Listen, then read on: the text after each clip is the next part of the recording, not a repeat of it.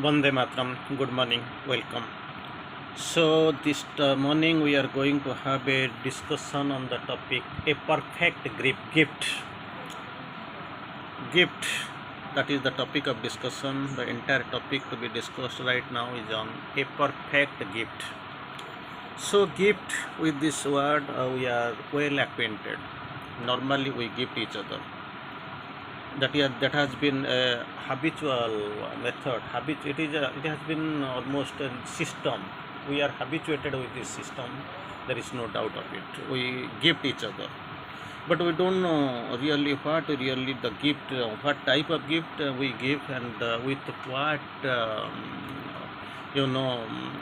intention we give. What is our attitude towards the gift? Sometimes we give freely. Sometimes out of compulsion we give. That is what we see. And sometimes there is ill motive behind the gifting, and sometimes also free motive we think we get behind the gifting each other. But thing is that mother has quoted it is a perfect gift. So when this is a perfect gift is quoted by the mother, so there must be something that you must be well aware of. That is very conscious term. Mother has quoted a perfect gift. But a gift that is okay. Anytime we gift our parents. Our parent gift us. We gift our friends in their some special occasions like birthday or something. And of course we obtain it, and finally we find we gift while we go and attend somebody's anniversary, the marriage ceremony, third ceremony, or somewhere we gift each other. And when we return from some tour or from foreign, we are returning home, then also we give something to our friends, relatives. And sometimes also we give to the something to the religious organizations, and we feel we are gifting to the God. And simultaneously we also get gifts from the divine also. Anyway, the perfect gift is the topic of discussion for this morning, and one line I want to quote from Sri Aurobindo, then I'll go for discussion from Mother. No matter what the gift and to whom it is presented by us, no matter what may be the gift and to whom it is presented does not matter. Now, there must be a consciousness in the act. Must be a consciousness in the act that we are presenting it to the divine being in all things. In that gift, divine presence is there, and it is being given to somebody in whom a divine presence is there. And of course we have the divine intention to give the gift. So that divine orientation must be there, presence of the divine being in all things, that must be taken care of, no matter whatever you are giving, and with which consciousness you are. That consciousness must be well represented in your gifting.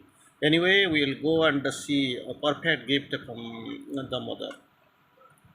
How mother really quotes the gifting system, and why she has quoted a perfect gift. And in education, I think one line I can remember, you must be aware of. The best gift someone can give to his child is to educate oneself. Suppose one child is going to school today. The schools are opening throughout after this great Raja festival. So naturally, you are gifting your teachers, and the teachers also gifting you like anything. It does not matter. Even your parents are gifting. So this system is going on. It has started, and your birthday will come. Okay, special occasions will come. Many ways you will find. But the thing is that one thing you must take care. The best gift someone can give to his child. What gift you are giving? Dress, some toy, some doll, something like a laptop, some computer, some some mobile, like this. Whatever is there. But these are not that much actually, essential. The most essential thing is that the best gift someone can give to his child is to educate oneself. You try to educate yourself and before gifting us. After being educated, you must be able to know, to consider yourself that which gift deserves a lot and what I have to give and what not. Anyway, it is the from mother's writing, mother quotes, so what you are, give that. What you are, give that. What you have, give that, and your gift will be perfect. Then only your gift will be perfect. What you are, you give that. What you have, you gift that. That is your gift. Then only your gift will be perfect. From the spiritual point of view, it will be perfect. And otherwise, people want to take you in a very cordial manner. What you have, what you are, what you will be, everything you want to give to the divine, you give to the divine. Nobody will accept. But it is the spiritual term and the spiritual procedure that you must know. And the spiritual from point of view, it is perfect. And because when we talk of the surrender, then one thing is very much essential to know, the very interesting term, very essential term in surrender. What you have, what you are, and what you think to be, everything must be surrendered at the divine. So like this, the gift, what you are, you give that. What you have, you give that. Your gift will be perfect. From spiritual point of view, it is totally perfect. But I don't know how many have taken it in a very cordial way. You will be thinking, pondering over in a lot of manner, a lot of ways, because to give and to die, nobody wills. So this does not depend upon the amount of wealth you have. Does not depend upon the wealth you have, because I have got a so much. I am earning in a big way. I have to gift it. I have to pay it at the taxes. So instead of paying at the taxes, I want to cheat them, cheat the tax system. For that, actually, I am gifting to the temple, to the poor, or from the needy, or to the institutions, simply to cheat. It is not a gift, actually. So, depends upon the amount of you have. And another line you can remember. You have a lot of things you can give, that is not the actually true gift. The true gift is that from your day to day essential expense, you have to cut something and gift it anywhere. That is really the true value of gift. And or the number of capacities in your nature, it depends upon the perfection of your gift. Very interesting. I'll try to quote it again. Depends upon the amount of wealth or you have, or the number of capacities in your nature. It does not depend. Then it depends upon the perfection of your gift. How your gift is perfect. That is what. That is to say, on the totality of your gift, on the totality of your gift, it depends on your gifting system.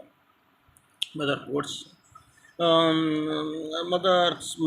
quotes nicely. Remember having read in a book, Indian legends, a story like this. That this is what mother quotes from a story, legend story. Mother had come across in many time. There was a very poor, a very old woman who had nothing. Poor and old lady who had nothing, of course, physically nothing, who had who was a destitute, quite destitute, who lived in a very miserable little hut. Very interesting, good story. Miserable little hut, had nothing, completely destitute, and who had been given a fruit, gifted with a fruit. And it was a mango, of course, and she had eaten half of it and kept the other half for the next day. Kept 50% completely consumed, and 50% she actually tried to preserve for the next day, because it was something so marvelous that she did not happen to get it. Marvelous gift, marvelous mango. Then what happens? A mango. Then, when the night fell, someone knocked at the rickety door and asked for hospitality. Nobody knows who is coming. But actually, this lady, after consuming 50% of the mango and the preserving 50% for the next day, she is sleeping in her that like a destitute, that rickety hut.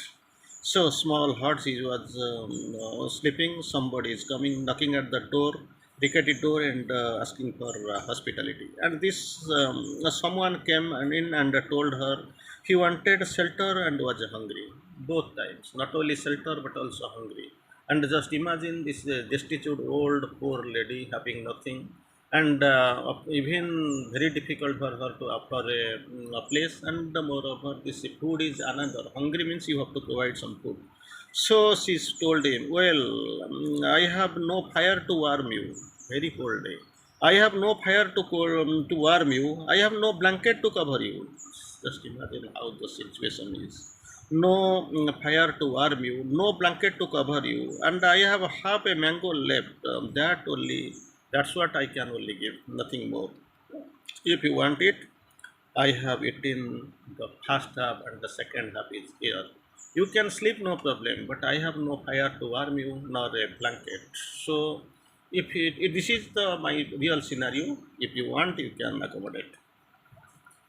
And it turned out that this someone was Shiva, Lord Shiva in disguise, and that she filled with the inner glory, and for she had made a perfect gift of herself and all she had. Nothing, one destitute, rickety door, broken house, no destitute, and only 50% is consumed for the next food, means I mean next day. Just imagine one mango, 50% of a mango to consume the entire consume, and you just live for entire day. How difficult it is. He is also offering that. So Lord Shiva is actually glorified and filled her perfect gift for herself, and she had. Lord Shiva, she was filled with all the inner glory. Nothing depends upon the outwardness. So I read that, mother, that I found it magnificent. Well, yes, this describes it vividly, exactly that perfect gift which mother quotes and tries to explain, that is what. See, as per Sri Aurobindo, we have quoted, it does not matter what you are giving, how you are giving, what is your attitude. And attitude will be like this, the presence of the divine is everywhere. So this, the rich man or even people, other quotes again tries to explain, the rich man or even people who are quite well off and have all sorts of things in life, well off and all sorts of things in life, and give to the divine what they have in surplus. Just now I was quoting before some time. What they have got the surplus, they are actually offering to people who are needy. Sometimes maybe already I was quoting to evade the tax system, to cheat the government like this. For usually these are the gesture. One has a little more money than one needs. One usually, this is the gesture. One has a little more money than one needs. One has a few more things than one needs, and so generously. One gives that to the divine. That is what the true attitude. Normally, this example of the lady mother was destitute. That lady mother was explaining only 50%, broken home, destitute, poor, old. So nothing is there. Still, then she is offering the last part of the mango. Imagine 50% of mango, how it will fulfill your hunger need. Just imagine. Still, then it is also being given, and it was Lord Shiva. He was actually in disguise, trying to take the taste. That is different way. But the thing is that mother quotes here, one has a little more money than one needs. Little more, not about the rich people or well-to-do people they have got. One has a few more things than one needs, and so generously one gives to that divine. That is what the perfect gift. That is what generously one gives to the divine. It is better than giving nothing. It is better than giving nothing. If it is generously giving, that is the perfect gift, and the divine is happy. It is a pleasurable gift, and it has got its true result. How you will get the, you will find the output there. But even if this little more than what they need represents lakhs of rupees, the gift is less perfect than one of half the mango. So that is on one side, this is 50% of the mango, on the other side you have got the lakhs of rupees. But this 50% of the mango, that deserves a greater value. For it is not the quantity or the quality that is measured, Mother quotes. Not the quantity or the quality it is measured. It is by sincerity of the self-giving. It is the sincerity of giving. How much sincere you are giving. Which attitude you are in. What is your mentality. That's what.